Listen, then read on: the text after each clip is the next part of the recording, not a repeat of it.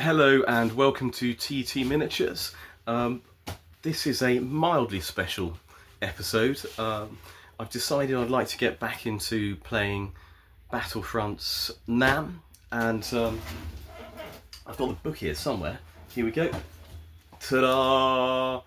And yeah, it's my sort of first love of military wargaming, and I was converted by those chaps over on Tabletop now, well, formerly Beasts of War.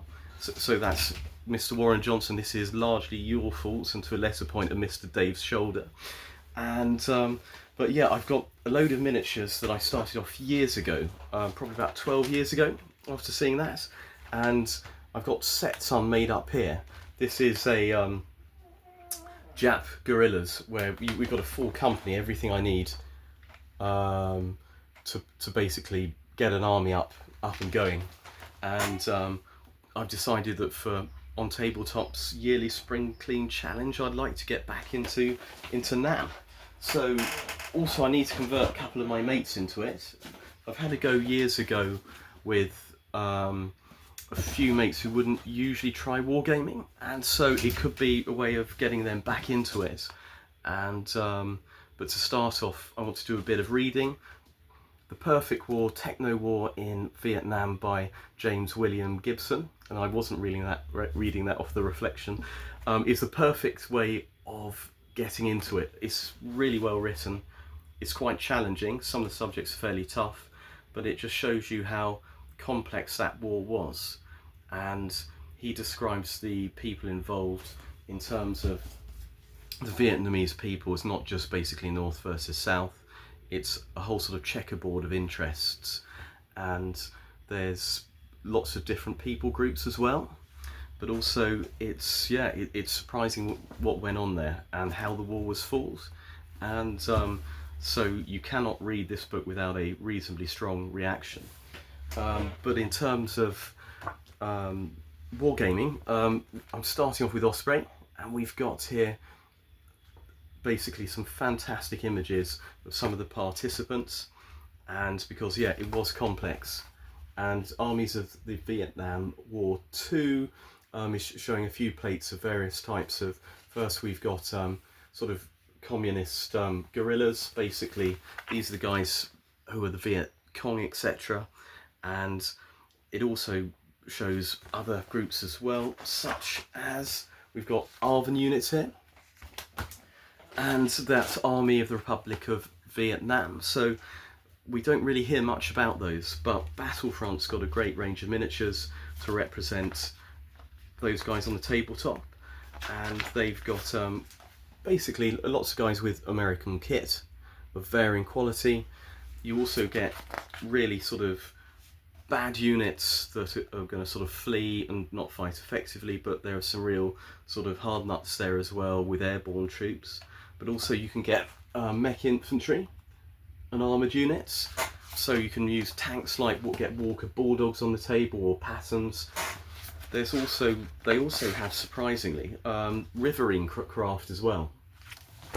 That's something that I never actually managed to get on the tabletop before. And I know there's battle mats, elegantly done, battle mats out there that you can use to fight battles with that on. And there's some great stuff there. I mean, the Americans get a huge range of things that they can use, because you get helicopter troops, you get guys just stuck on the ground, foot slogging, you get guys in M113s, they've got all the top tanks in the world at the time, so they've got things like the Pattons and stuff. But also, in terms of free world, it's not just the Americans or the ARVN. You've also got New Zealanders and Australians making up the Anzacs, and they've got some amazing kit. They've got essentially the British kit at the time. And what I really want to do, what I'm very much looking forward to, is getting hopefully a sort of army of them up and running. Not least so I can use things like this. It's fantastic. We've got all sorts of things there that we can put up, but the British Centurion is something I really like to get on the table. But also, what did surprise me a bit with looking at James William Gibson's book, was also just how much I suppose the Arven get neglected in these films, etc. So that's why we don't know terribly much about them. And so I'd like to get a decent sized army of them up. And yeah, I'm not quite sure how this is going to work out, because Battlefront haven't yet got anything available on their store. Apparently this is going to change probably late summer this year. So if I start get weaving now, and you know, get the spring challenge out of the way, get stuff like these guys Centurions up, and I'm going to need a load of new scenery, but it'd be great doing it. So that's going to be my on tabletop spring clean challenge. But also I need to, I think, probably reach out to Justin at the Ministry of Miniatures and hopefully get a trial game set up. And I know he's probably going to want to be Americans with helicopters and all the cool stuff, and I'm going to end up sneaking around in tunnels, laying ambushes. Yeah, you can lay ambushes in this game. There's some incredible stuff, because some of the southern forces, the Viet Cong, get things like even boats they can lay ambushes in. And but yeah, oh yes, disguised people as well who look like they're civvies, but they can throw the game, and it's very much an asymmetrical game. So it's not like bolt action where we're using typically two sides with points, and NAMS has got its own way of basically winning, and it's all based on body count. Body count was the big factor in Vietnam, where the Americans basically thought that if they could kill enough of the enemy and destroy enough of their factories, etc., and things like that, and their resources, they can literally either kill them all, or they could drive them bankrupt and make them non-effective. And I just don't think they were reckoning with basically the will of the a lot of the Vietnamese people, which is incredible what they're willing to put up with.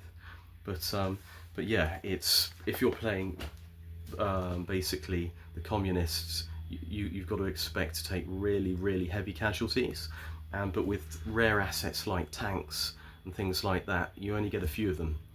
And so yeah, it's a new way of fighting in terms of wargaming. And yeah, hope to get a decent amount up soon, and hopefully a video up on Ministry of Miniatures.